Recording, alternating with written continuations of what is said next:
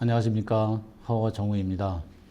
오늘은 구름을 타고 오시는 인자라는 말씀으로 여러분들과 말씀을 나누고자 합니다. 먼저 성경에서 말하는 용어부터 살펴보겠습니다. 구름이란 헬라어로 네펠레, 히브리어로는 아난이란 단어로서 하늘을 덮는 구름, 비구름, 구름 낀 네운이란 뜻입니다.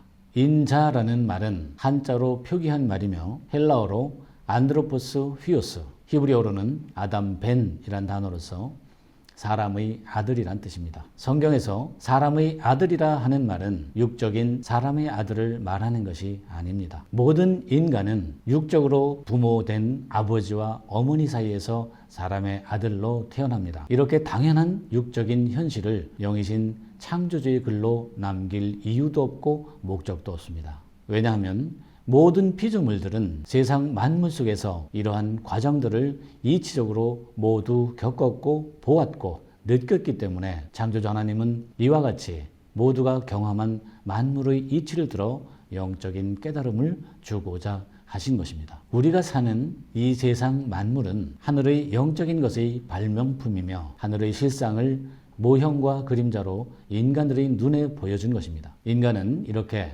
어두운 그림자로 살면서도 자신이 벌거벗은 어둠에 있다는 것을 모르고 사는 현실이 모든 첫사람들의 삶입니다. 그러므로 주께서 진리의 성령으로 다시 오시어 모두 증거해 주심으로 지금 이 순간 이 말씀을 듣는 분이시라면 이제는 타락한 본성으로 지은 지난날의 무지한 죄를 핑계할 수는 없을 것입니다. 관련된 성구를 보겠습니다. 요한복음 15장 22절입니다. 내가 와서 저희에게 말하지 아니하였다면 죄가 없었으려니와 지금은 그 죄를 핑계할 수 없느니라. 원문을 직역하겠습니다. 내가 와서 만약 저희에게 말하지도 아니하였다면 죄를 아니 간직하였으나 지금은 현재에 저희가 간직한 그 죄에 대하여 핑계할 수 없었으리라 라는 뜻입니다. 이제는 모두 들었으니 타락한 본성으로 인해 영이 죽어 부활하지 못했던 죄를 핑계할 자가 없을 것임을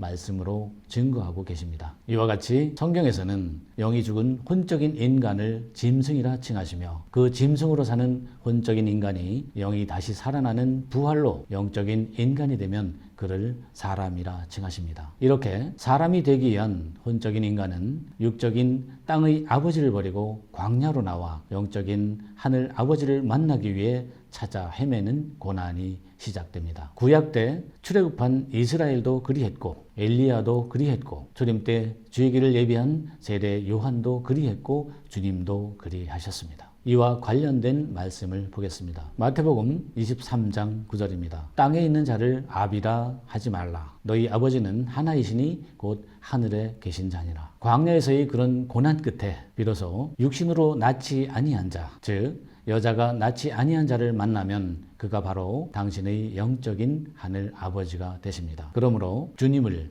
영의 아버지로 만나기 위해 광야로 나온 세례 요한에게 여자가 낳은 자 중에 제일 크다 하신 말씀입니다. 마태복음 11장 11절입니다. 내가 진실로 너희에게 말하노니 여자가 낳은 자 중에 세례 요한보다 큰 이가 일어남이 없도다. 그러나 천국에서는 극히 작은 자라도 저보다 크니라. 여자가 낳은 자 중에 세례 요한이 제일 크다 하신 이유는 세상의 아버지를 버리고 바다 위의 무트로 드러나 마른 땅으로서 영의 아버지로 오시는 주님의 길을 예비하였기 때문입니다. 그러나 천국에서는 제일 작은 자라도 세례 요한보다 크다 하셨습니다. 그 이유는 세례 요한은 처음 하늘이 통치하는 바다 위로 올라와 마른 땅으로서 중층에 오른 자이기 때문입니다. 그러나 중층 하늘에서 영의 아버지를 만났음에도 세상 염려를 버리지 못한 그는 상층 하늘로 오르지 못하고 롯의 아내와 같이 다시 세상으로 되돌아가 소금 기둥이 되는 수준이었습니다. 그러나 천국, 즉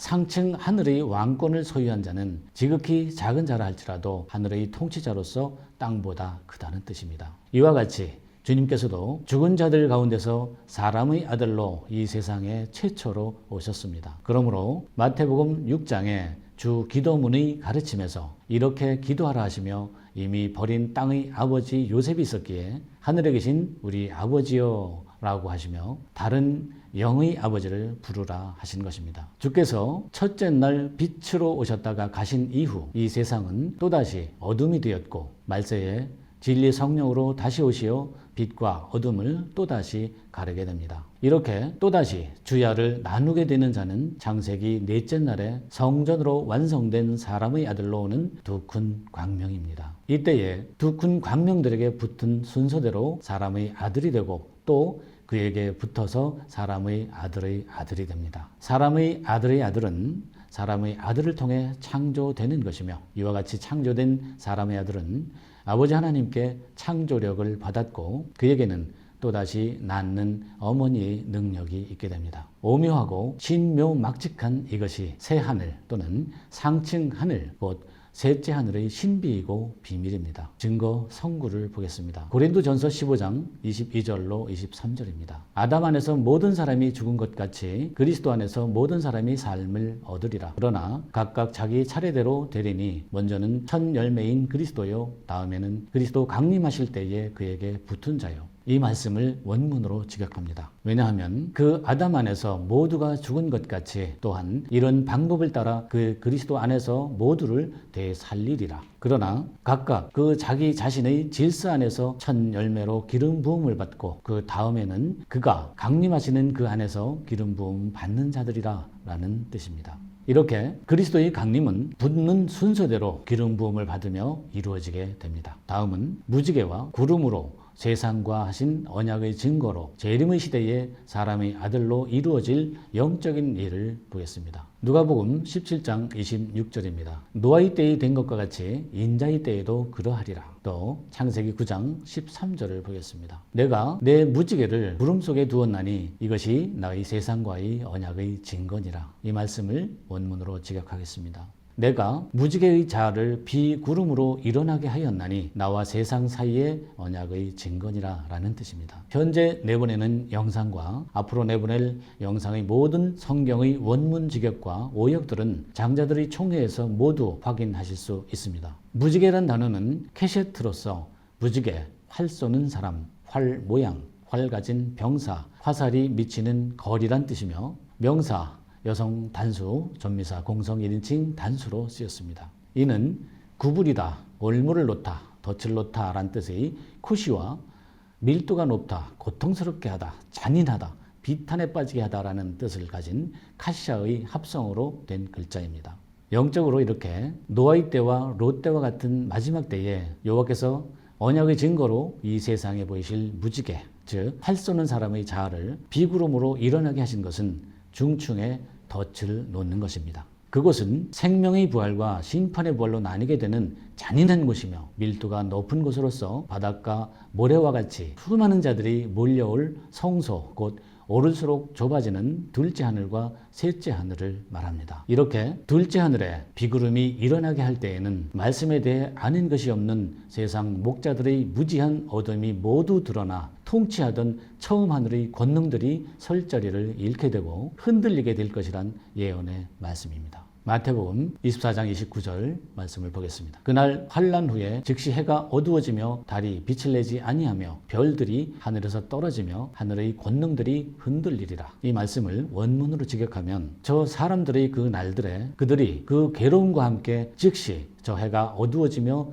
또 그녀에게 저 달이 그 빛을 주지 못하므로 또한 저 별들이 하늘에서 분리되어 떨어지며 또 저 하늘들의 권능들이 흔들리리라 라는 뜻입니다. 이는 어둠으로 처음 하늘에서 궁창 아랫물로 통치하던 세상 임금들의 무지가 다 드러나 설 자리를 잃게 된다는 뜻입니다. 이들이 바로 요한계시록 6장 12절로 17절에서 해, 달, 별이 떨어져 굴산 바위 틈에 숨는 자들입니다. 이렇게 비구름이 일어나는 것처럼 바닷가 모래와 같이 많은 자녀들이 둘째 하늘로 몰려올 때 그들 위에서 나타날 사람의 아들의 능력과 큰 영광을 말씀을 통해 보겠습니다. 마태복음 24장 30절입니다. 그때에 인자의 징조가 하늘에서 보이겠고 그때에 땅의 모든 족속들이 통곡하며 그들이 인자가 구름을 타고 능력과 큰 영광으로 오는 것을 보리라. 이 말씀을 원문으로 직역하면 또한 그때에 그 사람의 그 아들로 그 징조를 하늘에서 보이겠고 역시 그때에 이 땅의 모든 족속들이 슬퍼하며 가슴을 지르니 실로 그 사람의 그 아들로 저 하늘에서 저 구름들 위에 능력과 큰 영광으로 연합하여 나타나는 것을 보리라 라는 뜻입니다. 이는 셋째 하늘의 통치자가 된 천상의 임금들이 그 징조를 둘째 하늘에서 보이게 되고 처음 하늘의 통치를 받던 신도들이 이렇게 엄청난 진리가 이미 열렸음을 모르고 세상 임금들을 따랐던 지난날의 신앙생활을 슬퍼하며 억울함으로 인해 가슴을 치며 천상의 임금들이 구름같이 몰려오는 자들 위해서 능력과 큰 영광으로 나타난 것을 보게 된다는 뜻입니다. 여러분 실감이 나십니까? 지금 실시간으로 일어나고 있는 하나님의 역사가 느껴지시나요? 여러분의 영혼은 지금도 한밤중이며 잠자고 있지는 않는지요? 주님이 왜 밤에 도적같이 오신다 하셨는지 이제는 아시겠습니까? 이런 일이 예언된 말씀입니다. 요한계시록 1장 7절입니다. 볼지어다 구름을 타고 오시리라. 각인의 눈이 그를 보겠고 그를 찌른 자들도 볼 터이요 땅에 있는 모든 족속이 그를 인하여 애국하리니 그러하리라. 아멘. 구름을 타고 다시 오시는 주님을 각인의 눈이 보고 왜 찌르면서 보고 왜 애국할까요? 생각을 깨우시고 영안을 여셔야 논리적으로 보입니다. 진리는 은혜적도 은사적도 추상적도 세상적도 아닙니다. 진리는 이치적이고 논리적이며 객관적이고 보편적이어야 하고 누구나 인정할 수 있어야 합니다. 가인의 길을 걸으며 자기 이익만 챙기는 세상 임금들의 모습을 물없는 구름으로 비유해 예언한 말씀을 보겠습니다. 유다서 1장 12절로 13절입니다. 저희는 기탄 없이 너희와 함께 먹으니 너희 애찬의 암초요 자기 몸만 기르는 목자요 바람에 불려가는 물없는 구름이요 죽고 또 죽어 뿌리까지 뽑힌 열매 없는 가을나무요 자기의 수치의 거품을 뿜는 바다의 거친 물결이요 영원히 예비된 캄캄한 흑암에 돌아갈 유리하는 별들이라.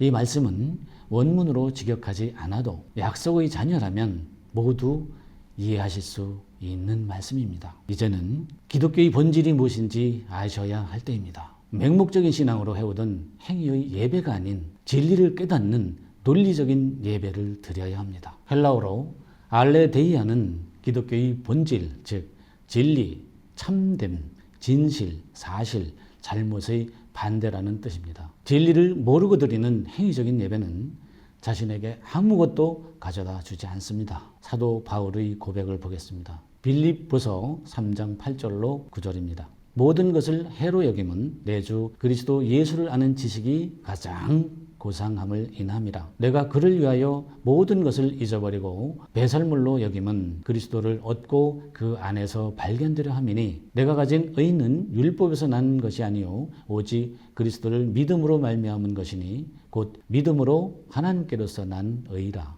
여러분 오늘은 구름에 대해 요약한 성구로 인사를 드리겠습니다. 아래의 말씀을 베레아 사람들처럼 이치적이고 논리적으로 깊이 상고해 보시기 바랍니다. 사도행전 1장 9절입니다. 말씀을 마치시고 올리워 가시니 구름이 가려 보이지 않더라. 누가복음 12장 54절입니다. 구름이 서쪽에서 일어나는 것을 보면 소나기가 오리라 하리라. 히브리서 12장 1절입니다.